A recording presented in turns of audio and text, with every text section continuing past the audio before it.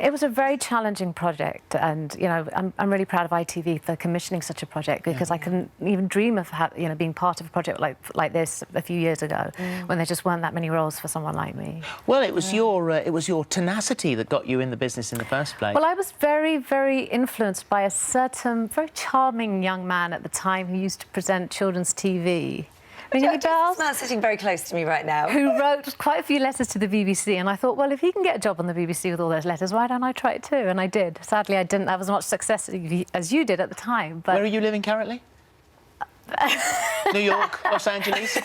You've done all right. So is that right? So you just thought, right, because of what he did with writing all the letters? Well, I loved watching him. I mean, didn't we all when we were growing up? He was wonderful. He was funny. And then I remember hearing the story of how you just religiously wrote to them over a period of... From when I was 10. Yeah. I used to type my letters to the BBC so they couldn't tell how old I was. And I did that. I did that for EastEnders, to get a role on EastEnders, but I did get seen, but I didn't get the role, and I still wrote to them. Almost thank goodness you didn't. Otherwise, you would never have gone off. Well, I was heartbroken. I went up for it 3 times, and I really, really wanted... It was like my dream as a child to be on EastEnders. But you never know. You never know. You're now my favourite.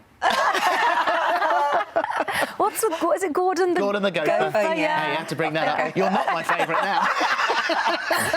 Do you miss being here, though? Because... Oh, gosh, yes. Do you? Yeah. It's so funny, because in America, I never used to be so crazy about British stuff, and since going there, I just miss everything. Yeah. Even things that I don't normally... You would never eat here, like frazzles or quavers or things like that. I just have a craving for all of those You said you came back the other day and got excited about Murray Mints. I did!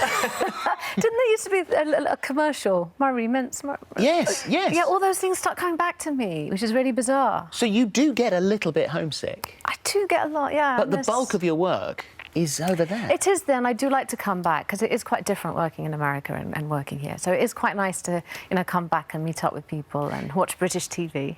And that night at the Emmys, when you picked up the award, to be British and then going over there and picking that up, and that's the photo of the night, and you look lovely. What did that feel like? That was a dream come true. I mean, the fact that I got nominated, I was so excited. I felt like Cinderella at the ball.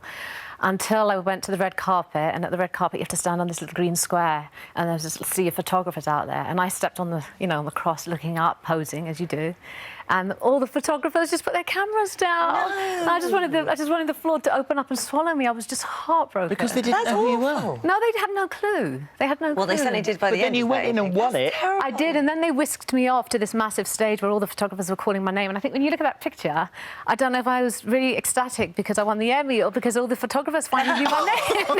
Calling me out. That's a hell of a story. It really is. Well, they know your name now, that's for sure. And it's so lovely to see you. It's lovely to finally meet you after all these years. Oh, my, I love you.